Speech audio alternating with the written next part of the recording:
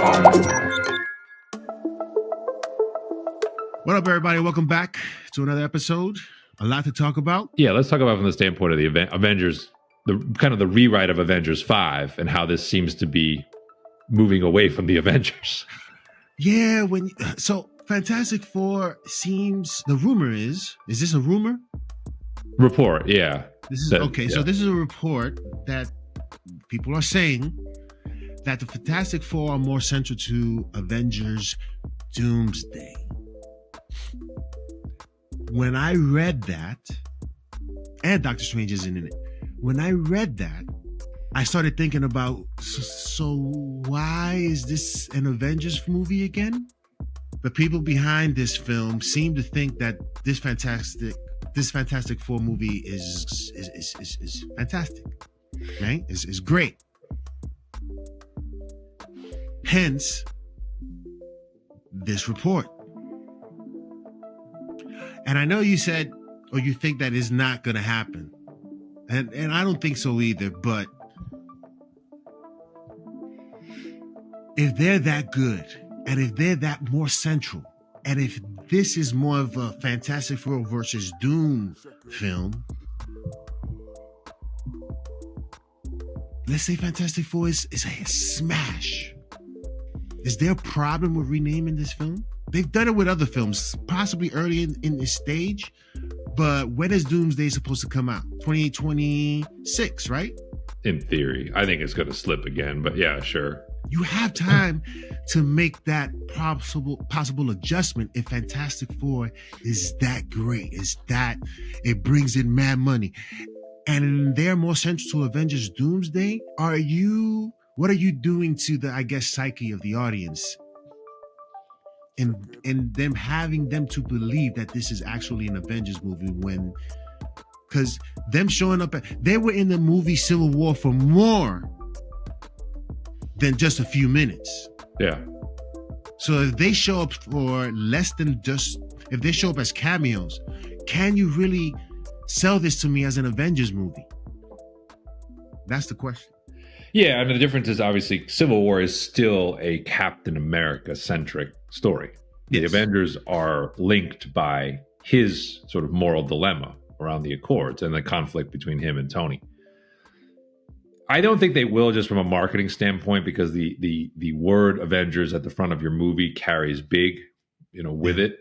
And I think they won't go away from that. But to go to the report, so keep in mind, the reason why these reports may have weight is that the Russo brothers and McFeely are confirmed to have basically thrown out everything that they had to work with before. This is a complete start over. And so Benedict Cumberbatch added to this fire when he said and confirmed and literally said, "Is this a spoiler? F it."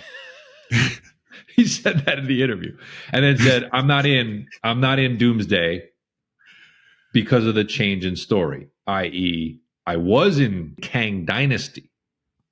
I am not in Doomsday. I am in Secret Wars, he said. And he said he's in a lot of Secret Wars, but he's not in Doomsday. We also remember last week or a week or two ago, we got the confirmation or the report, which I think is probably true, that Hugh Jackman and Ryan Reynolds are in Avengers Doomsday. So looks like all the new kids on the block here, right? Fantastic Four, Deadpool, Wolverine. No sign of the titular characters. They're all on the bench. Oh, and obviously this is largely going to be a Downey vehicle anyway, as we know. They got to get Doom over, and he's got to get Doom over. So he's in every scene, is what we're being told. He's shooting with everyone. So there probably isn't room, right? There probably isn't room for a lot of characters anyway, but it's very clear from a bankability perspective, Marvel's betting on the Fantastic Four, which is probably a good sign for that movie. And they're betting on the known quantities. Robert Downey, Ryan Reynolds, and Hugh Jackman. Like, show me somebody on the other side of the lineup who's as surefire money as those guys. Yeah. That's what they're doing. But to your point, this is unrecognizable as an Avengers movie anymore. What does it mean to be an Avenger? I don't know. I definitely asked the question after Shang-Chi and his co-pilot in the film were automatically Avengers. Like there's just no initiative. You don't jump him in. You don't do nothing. How do you get into the Avengers? So the Avengers term now is just too loose in terms of who's in or out. It's almost like if you're a superhero, you're automatically an Avenger almost. If you meet him, all you gotta do is meet him and you're in. Well, remember, it is not in the same timeline. Remember, the opening of Deadpool, what's he doing? He's applying to be an Avenger. He's in Stark's offices with Happy Hogan talking about his need to be an Avenger. I'm sure that gets paid off in some way in Avengers 5. But to your point, that's the definition of like what is an event, right? What is an Avenger, right? And Happy Hogan kind of lays out that argument of what makes them Avengers. But yeah, no, this is Avengers movie in name only. Yeah. To be clear, this is a marketing ploy under which the commercial drive will be Downey, Reynolds, Jackman, and a seemingly big bet on Fantastic Four, which is, as we said, I think it's sort of this like alternate timeline, soft reset, like new path for where Marvel's future is going. So I think it is very much a bet on the future. I think Secret Wars will be the nod to the past. Everybody comes back. Everybody gets a little moment. But even this current lineup of Avengers, I think is going to be more like the Portal scene, right? They're going to come from everywhere, but they're not necessarily going to be like front and center for the solution. They're part of the final battle, but they're not necessarily part of the key to the solution. We'll see, but that's kind of my feel. The only one I feel like who hasn't been spoken for, who will actually, I think, play a real role is Spider-Man. I think Tom Holland will still be, because he is marketable as Spider-Man, and I think he'll be part of this too.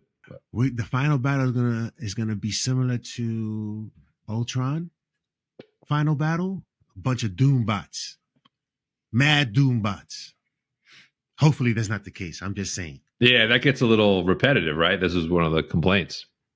Let's see. It's what made Endgame special was you got that fight between him and the original three really in full before you got the obligatory grand battle.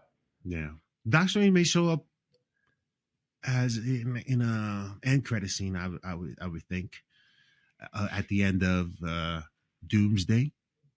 If he's in Secret Wars and not in this movie, I would assume he will make an end credit scene appearance to sort of make that connection to that. Do you think Doom is in the credits of Fantastic Four First Steps? Yes. This story makes me think yes.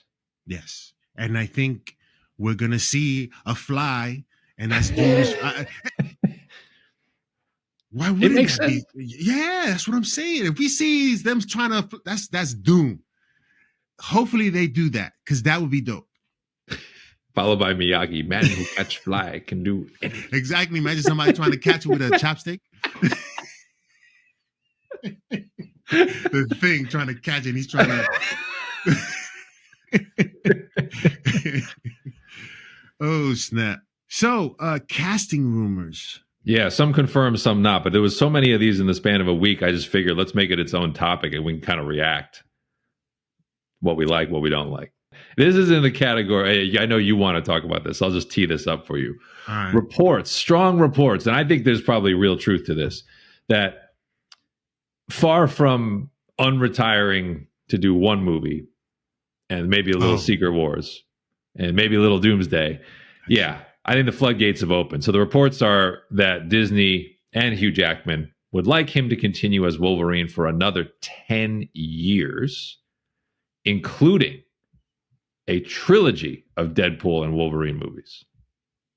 I wonder if they even tried to see whom else is capable of portraying this character. I don't doubt that at some point we're going to get it in the midst. I don't know if this guy can play Wolverine for that long, especially if once you get into the mutant saga. Are you going to do this big reveal thing for him coming back, or whatever the case may be? Is your plan is to just do some of these other characters and do whatever you need to do in terms of introducing these characters? Are you going to do that and just have Hugh Jackman just come in later date, a big surprise, a big pop in the theaters, whatever the case may be? Is that your plan?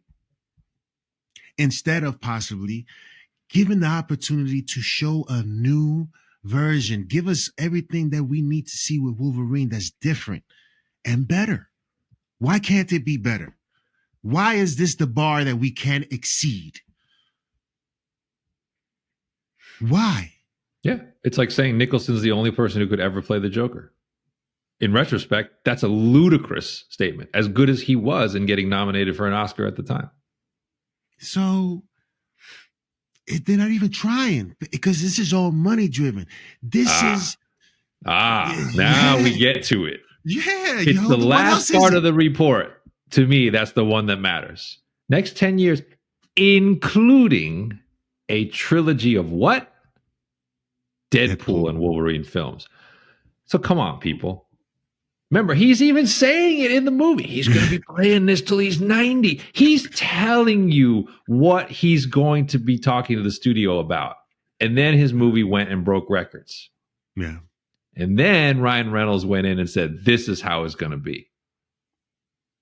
My boy is going to be Wolverine for as long as I want him to be Wolverine. So would it be fair to say, because a few shows ago, I said the power of Ryan Reynolds. It's 100%. And you said is the power of the box office. It's both. Yeah. Again, have they even tried to offer this role to someone else? I'm sure Taron Egerton has been mentioned. He probably wanted to play, but it doesn't work. I'm sorry. It doesn't work. I'm sure unless he's trying to do something like the Penguin and get prosthetics to look like the character. I don't know. I'm sure Marvel has done work on other actors. I'm sure there's been conversations that have raised this possibility. But everything here, and look, Hugh, by all accounts, was happily retired. This has Ryan Reynolds' fingerprints all over it. And if Deadpool 3 had been a flop, we're not having this. Let's be honest. Just be honest with yourself. If Deadpool 3 had been poor and poorly received, do you honestly believe this conversation is being had? No, there's no way. But here we are. And I agree. And again, this is not a knock on Hugh Jackman as Wolverine or the work he has put in, right? He's in the Hall of Fame. Yeah. His claws are in there. Yeah, there's no question. But there has to be evolution. There has to be a future for these characters. To draw parallels, it's like they want to do, I think Warner Brothers is trying to do new Lord of the Rings universe movies, right? And they're like, we need Ian McKellen back as Gandalf. He's 86. He was amazing as Gandalf. That was 25 years ago. Other people can play the character. It's okay. That is an inability to, you either don't have money to pay a casting director, or you just are being so lazy and trying to find your next Gandalf, your next Wolverine. But here's the thing. That has a diminishing return to it. It does. Because there'll come a day where Hugh Jackman as Wolverine is going to be Willie Mays in center field for the Mets falling down because he can't see the ball in the sun anymore. There'll come a day where the audience gets tired of this. And you could say Deadpool Wolverine gets Hulk Hogan. Yeah, I mean, it's right. No, you're right. Wrestling's a good analogy, right? You can't run the same stick for 25 years interminably over and over again. John Cena, same thing, right? The Rock flipped from corporate champion to people's champion. That's why they do this, because the refresh is necessary for the audience. So my point is, yeah, you can say today, because Deadpool and Wolverine was a hit, that it seems like a good idea.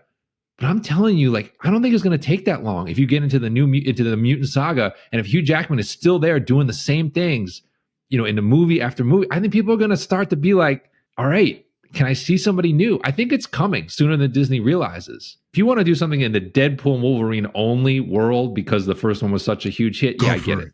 Inevitable. But why does he have to be the new Wolverine for what you're trying to build? Why? It's to me, it's just lazy. I mean, if you want to just do Tango and Cash, do a trilogy, Tango and Cash. Immortality, take it. It's yours. They should. You're right. I mean, you're right. They should do that. But yeah, look, I mean, you're including them in Doomsday. They're going to be in Secret Wars. It's dangerous, man. You're kind of. It is the near termism of it, right? I need that dollar today. I need that box office dollar today. But I need my money. I need my money. I need my money right now. I think you are starting to cannibalize your future by doing this stuff like this. So I think this will happen, and I think we're going to be unhappy about it when we get our new lineup. And it's still, and we nod Hugh Jackman for everything he's done and say, I just wish it didn't have to be you. And this is the thing. I think he has the ability to be convincing as Wolverine for as long as he can do it. But it's like, why risk that possibility of people not liking him in that role anymore and wanting to see somebody new? Why take that risk of doing that and just let him do his trilogy and be out and just, perhaps they don't want the comparison, right? But here's the thing. You do, let's say Marvel decides to do that. They do their trilogy outside of this new MCU and you got a Wolverine running around there, a new one. This just makes the case for my Batman analogy. You're right. You can do it. You can do it. It's so hypocritical because it's like, on the one hand, like Hollywood doesn't hesitate to remake sacred movies all the time with iconic performances. They don't have any fear of that. Why do we fear that with roles like this? Like, I watched I recently watched the Superman or the Christopher Reeve documentary, which is very moving and very well done. Mm-hmm. So by today's logic, if he never has the accident, should he have been in Superman Returns? I'm certain that there was no question that no after Quest 4. So I'm just saying though, 4, yeah. But nobody embodied or looked a character more than he did. Yeah. So are you telling me that 20 and 30 years later, it had to still be him playing Clark Kent? Like, no. It's just ridiculous. Hollywood. Yeah. So I think this is going to happen, though. I put this in a high probability this is going to happen, and we're going to be grousing about it. And it's going to seem like we're not Hugh Jackman fans, which we are of the work he's done, but I think that's where we're headed. Yeah. All right. Staying in the X-verse, though. Okay. Storm. So we've talked about this being a huge character casting when it comes. We've already had some rumors. We have another one. Ayo Adebiri, award-winning actress in The Bear, co-lead of that show. She was in Thunderbolts. I will point that out. She was originally cast to play something in Thunderbolts, and then because of the delays and stuff, she couldn't do it, so she dropped out. The rumor is that she is the latest one to maybe be considered or cast as Storm. Your thoughts on, if that's true, her as the African princess? I got to see it on screen. If they see it, if this is we're considering her because she read for the if they've done that, then I guess I'll trust that when we see her on screen, we'll believe it. If this is she's the hottest next African American actress, I'm not with it. I don't think she, for me, embodies the role of Storm based on what I've seen in the past. And I'm not talking about live action. I'm talking about in the comics, in animation, and what people look at her as. She has a very distinct look. Can they pull that off with her? We'll see. But I have the Wanda Wise is my choice. My thing with her, so she's in the demographic, in the right age bracket. She's 29, right? Mm-hmm. So she's already won an Emmy. She's already won a Golden Globe. the body of work for which I'm familiar with her for is limited. I really know her from The Bear. And she is a really interesting character in that show, but she's oftentimes kind of a beta character struggling to be a more alpha character. And that's kind of what's stuck in my head a little bit because of Aurora Monroe being regal. It's a leap from what I have seen. Is this character strong enough in her presentation and her delivery to capture what I believe is the essence of Storm? That's the struggle I'm having with if this is true. And I think this is probably coin flip at best. I think Marvel's still kind of shopping around. It's still pretty early. I don't think this is a lock. But she does fit some of the profile that I think they would be looking for. So I think it's worth discussing. But I'm not sold yet, is what I would say. Again, if they're offering her this role because she's read for it and people see her as a role, then I'm not necessarily a believer. I'm just saying that I'll see it on screen and judge for myself. But right now, I can't see it. Ryan Gosling, Brian? Reportedly in talks to be the lead of the Sean Levy Star Wars movie, which we don't necessarily know what that's about, but word came that he's in talk. I think there's probably a decent chance of this. It seems like whether it's Marvel, whether it's Star Wars, Disney's been calling him. And they've definitely been having conversations. And he's done IP work before, right? He's been in Blade Runner. So this is a guy who will consider stuff like that. He's lobbied for Ghost Rider. We know that. He's wants to do that. But your if Star Wars announces Ryan Gosling as the headliner for a new film, how much does it matter to your excitement or anticipation for that project? Ryan Gosling is a great actor. He is. I mean, if you look at his lineup and he's good at everything that he pretty much does. And he brings an intensity to whatever sort of tone you want to convey to your audience. If we want a serious tone, drama, I think he'll bring that to the role. I don't know if he's a Jedi, I don't know, whatever he is. If he's a main character, I think people will show up to see what this is. I agree to a point, but I would say the track record of Ryan Gosling as box office leading man is mixed, right? Like Blade Runner 2049 is an excellent movie that didn't sell. Fall Guy is a reasonably entertaining movie that didn't sell. Barbie sold, but not really because of him. So I don't know that putting Ryan Gosling at the top of your poster guarantees you much of anything other than he'll probably be good and fun to watch. It could. I think that's the mixture there. It could.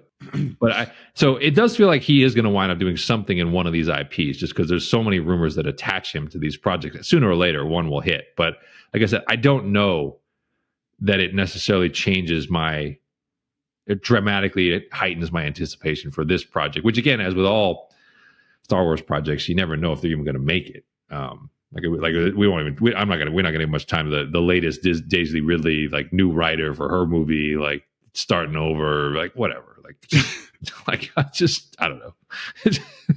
We'll see.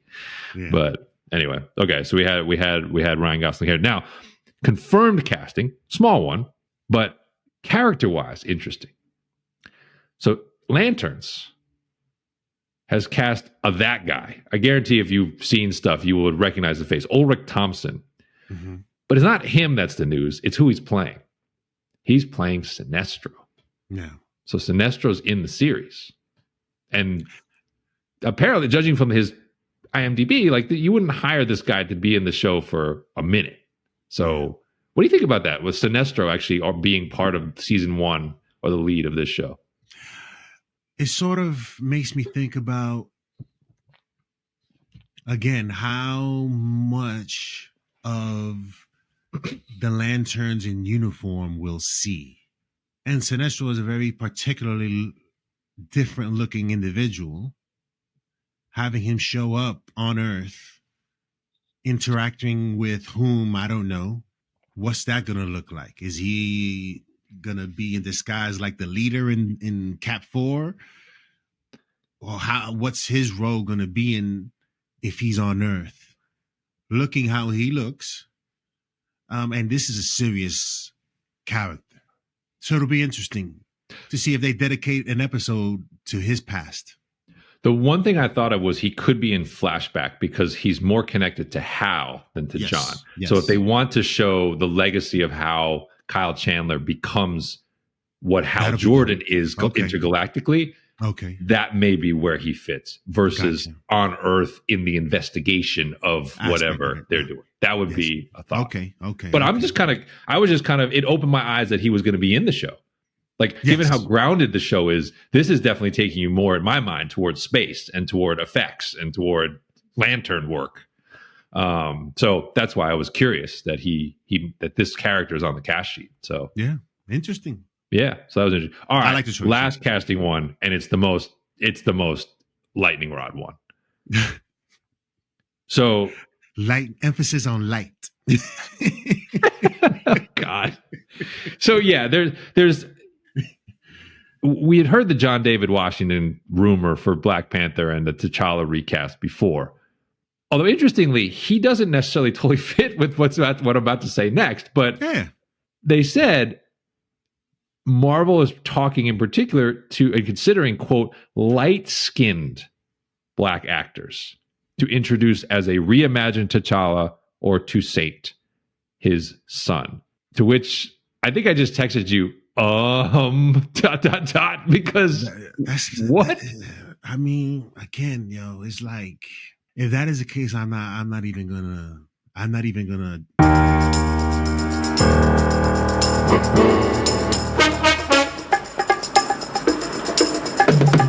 When I saw Campion, again, I like watching Campion. I respect what he does.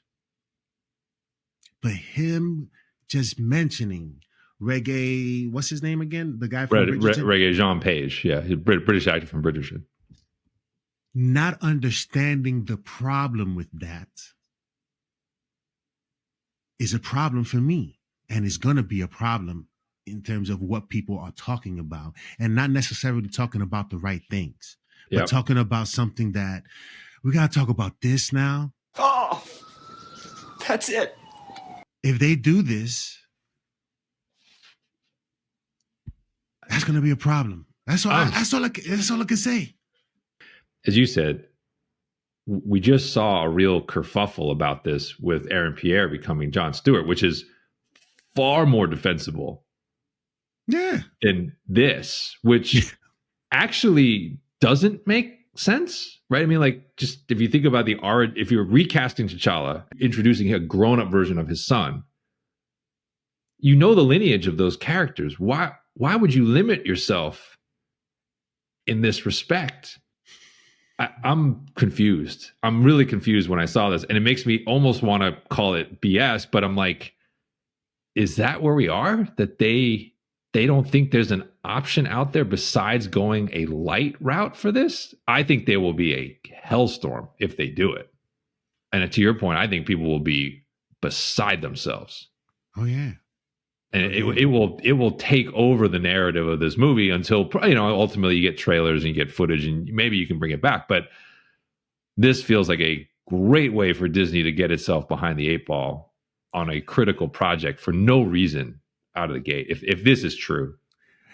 And one of the things that when I think about it, and I don't think it'll happen, as you say, is Ryan Coogler. I don't think Ryan Coogler will let that happen. I agree. That's why I also think I'm inclined to say maybe there's folks at Marvel who feel this way or folks at Disney who feel this way, but he has control of this property more so than most directors do. And I agree with you 100%. This is another, he's not in the room when these conversations are being had, and that's a problem. That's a problem. You're not casting my T'Challa. Yeah, like he's out making that Sinners vampire movie with Michael B. Jordan, and like he like reads this, or he gets a text from his agent, and he's like, "What?" Yeah, he like cut. Hold on a second, I'll be right back. I'll be like, "Yo, what are you guys doing? I'm in charge of this joint." Yeah, but it's like these things. These are the sort of moments that you sort of like. wait, have somebody be like, yo, chill, chill, chill, chill, chill. Let's figure out a response that they get the idea without us going crazy on them, you know? Like, because if he's in the room, he's like, this doesn't even go out. Yeah. I don't think it's John David Washington, and I would be very surprised if the actor is light-skinned or that the search is limited to light-skinned black actors. I'm going to say it again. Abu Bakar Salim.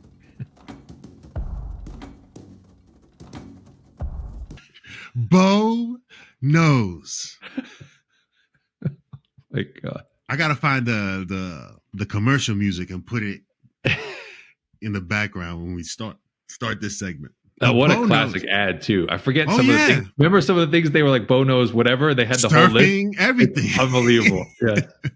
Unbelievable. But Beau Knows on X-Men, Storm, and episode 4. What has been said, Brian, about this? Okay, so there's two parts of this, both of which tie to Aurora Monroe and actually tie to the conversation we were just having. So this is interesting to me because episode 4, at the time we discussed it, I thought it was a deliberate sort of lighthearted tangent to set you up for the heart wrench of episode 5, leading to, spoiler alert, Gambit's death.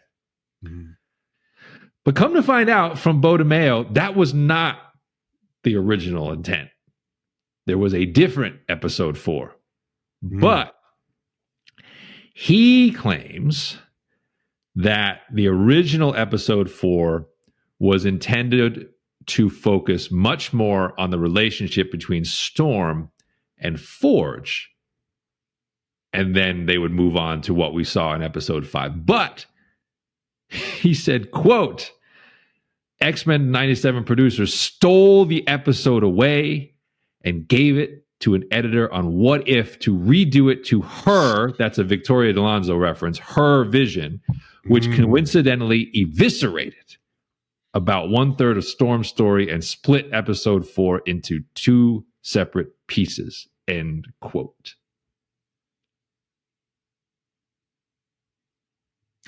Let me get this straight. Episode 4... Was episode 4 also the Jubilee video game? It's the Jubilee video game nostalgia episode.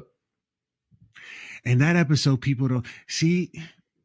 It is considered. It would probably be considered the weakest of the episodes. I think the consensus would be that's the one that probably is the least of it fitting in tone, and the one people talk about the least.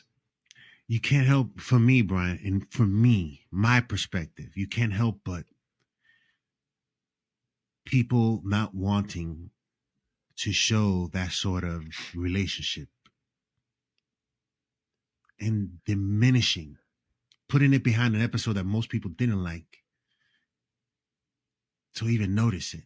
What's interesting when he says that, it made me rethink about the placement of Storm in the season. And I kind of immediately was like, oh yeah, she was gone for a little bit. And this, I guess, is why. And he says, doubles down on this. He wanted to kickstart the episode by recreating a specific page from the comics featuring Forge taking care of Storm. But the aforementioned What If editor decided to leave the scene on the cutting room floor when Beau DeMayo protested. He received, quote, the usual stop being a comics collector speech, end quote. That's what they think of comic book readers. They don't want to pay homage to what's been done in the classics. They don't want to do any of that. That's why they hire people that have limited expertise on it, and then they give it to you, go crazy. Then we get What If 3. Which is, again... You're right. This is a lot of it, right? The reason why he's doing this is because the What If crew is now taking over season 2 of X-Men 97, including the showrunner. So that's why he's drawing your attention to these changes. He is warning you about a potential quality fall off in season 2 of this show that he clearly is A, betting on, and B, quite honestly, is probably rooting for. Oh, yeah. Definitely. He's just laying down the groundwork for people to realize what goes on behind the scenes. They didn't want to show black on black love. Black on black crime 24/7. But black on black love give you half an episode or quarter of So it. then he adds, he had approached Gil Birmingham, a notable Native American actor who you see in Yellowstone, to voice Forge for the series. Birmingham, according to DeMeo, was reluctant to step into the role because he had been involved in a previous MCU project and had his role cut without notice. I'm guessing that was Echo, but I'm not sure. He doesn't say what. However, DeMeo says he managed to convince him to take the part only for Marvel Studios and the What If producers to do the same thing to Gil Birmingham again as a result of this editing of this episode. So what was he in? So he wasn't in anything in that episode. Well, he wasn't Forge or not? Technically, yes. So Okay. he's credited technically as Forge, but the point is his lines and his whatever he voiced never made it into Final Cut. The special episode was cut in terms of episode 5 was definitely like the woof. But episode 4 could have been a lead up and some sort of like even perhaps brought even more emotional duress. Let's be honest. Like the more this guy gives you the behind the scenes, and let's not make no mistake, I guarantee you he's at the tip of the iceberg on this. He is metering this content out. It will go all the way through season 2. At some point along the way, there's going to be a phone call, and he's going to pick up the phone, and it's going to be, "Hey, Beau, it's Zack Snyder. You know what to do. You know what to do next. You have the footage. Did you take the footage? You know what's coming. If the more he puts out, there's going to be a question from the fans, and there's going to be a demand for like, can we see the original X-Men 90, the Beau Knows cut of X-Men 97? That's what he's shedding light on what's happening behind the scenes with this, with what we're expected to get for X-Men season 2, and that if you don't like it, this is why. And that doesn't bode well for what you were able to accomplish with season 1, and now we got to get this. If this is horrible, Brian, this is not gonna be good. Imagine that X-Men, I don't know if what transpires here will translate into our excitement into the Mutant Saga or whatever they call it. Then he adds more Storm commentary. And this is where, actually, to our prior discussion about the casting and recasting of T'Challa, I think he's actually inadvertently lending our fuel to the fire that someone like Ryan Coogler would not allow that kind of mistake to be made. So he says, I'm just going to quote him directly from socials. I don't know. I'll say this.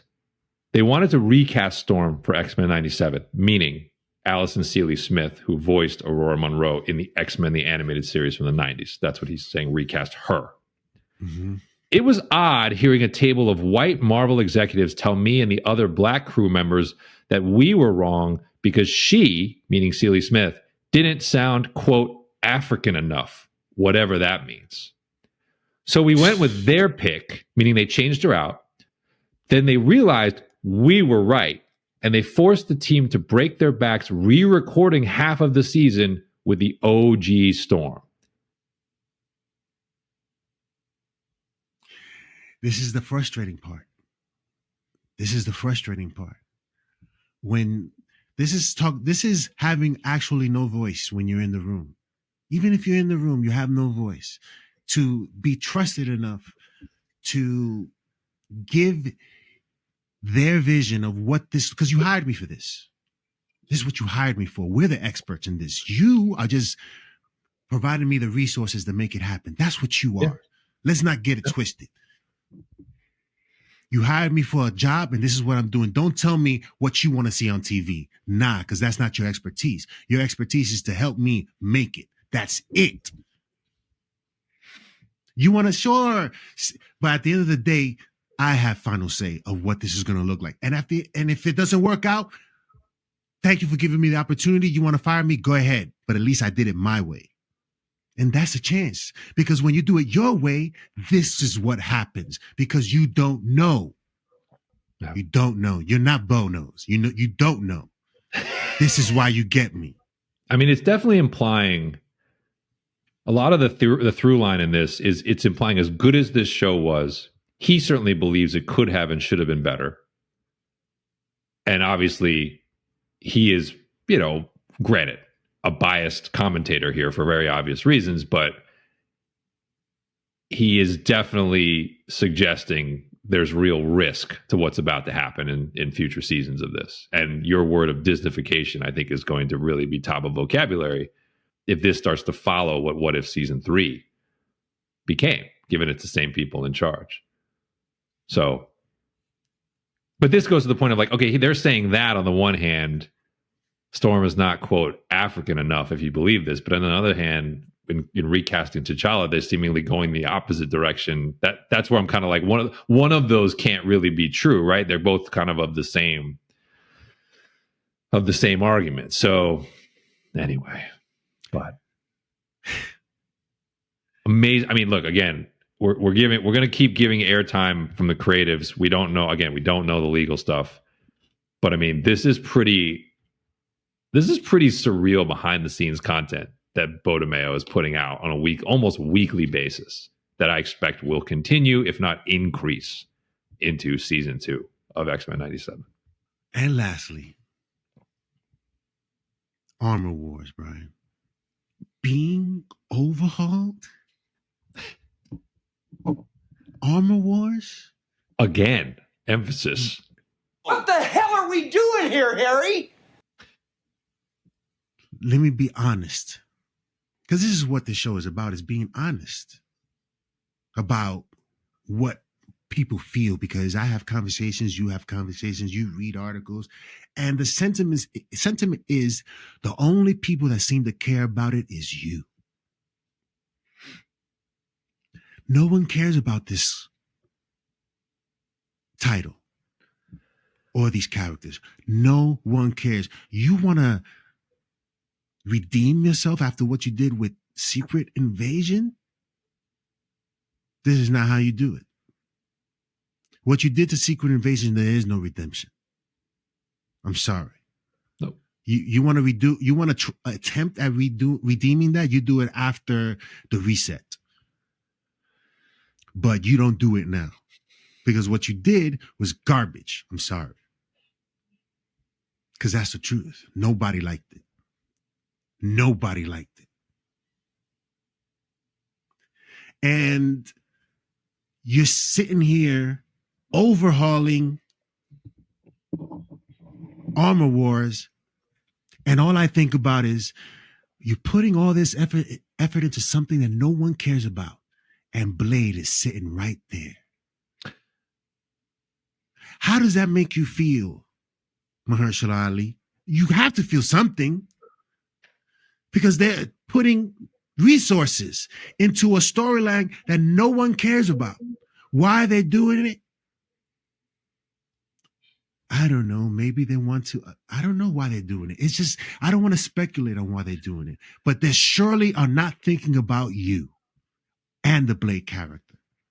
That's what's more upsetting.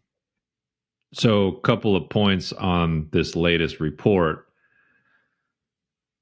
Number one, they're saying the reason it's being overhauled again is, surprise, surprise, because Secret Invasion was so widely panned and poorly received. And obviously there was a lot of Rhodey's Skrull groundwork laid in that series that now they are trying to figure out what to do with. So the scoop is, if and when we ever see this project, which I do not believe we will, it will focus on entirely different things than originally planned. But get this, the projected start date for work on this show is after Secret Wars, meaning 2028 is the earliest they 2028. Okay, so you brought up the Blade point. Maybe I'll just leave it as a question. I'm just gonna I'm gonna pull a Jerry Seinfeld. You ever notice? Okay, you ever notice how the projects at Marvel that seem to run into the most trouble and the most delays and can't seem to figure out where to go kind of have sort of something in common in terms of who's leading them. Blade, Cap 4, how many times was it reshot? Armor Wars, Shang-Chi. I'm just saying that the leads of Echo, I'm just observing that the leads of these really troubled projects do seem to have something in common. And I think most of the people viewing can pretty easily figure out what that is. So I'm just asking the question, why does that always seem to happen when that's the case? I'll tell you why. The wrong people are in the room creating this. That's it. The wrong people are in the room creating this. That is the source of the shenanigans happening with these titles. It to me raises Ryan Coogler's stock even more when I see all this, because obviously he delivered something incredibly special in the Black Panther franchise and seemingly did so in spite of whatever forces are at work with these other projects that seem to always run into major problems. So I don't think this is ever going to happen. And I agree with you. This particular one, I put Armor Wars in the category because of, obviously, I'm asking the question. This is not a project I really care about that much. And I don't think, to your point, I don't think most people are. I don't think there's a lot of buzz for this. I think if you announce an Armor Wars, maybe it's back to a TV show, or movie in 2028 or 2029, I think people will literally be asking the question, why, who, what? But yeah.